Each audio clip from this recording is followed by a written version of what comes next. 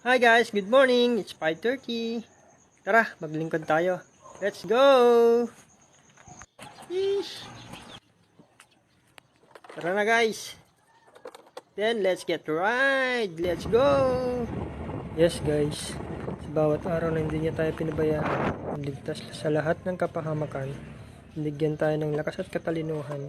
Kailangan natin pumunta sa kanyang templo, magpasalamat, magpatawad sa lahat ng kasalanan, at makayanan lahat ng mga pagsubok sa ating buhay. Let's go! 1 hour later. Yan guys, tapos na tayo. So, let's go to the picture. Enjoy!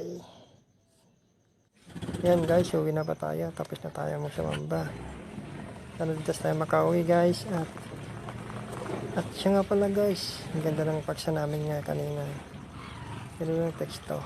At ang paksa na kung ito ay ang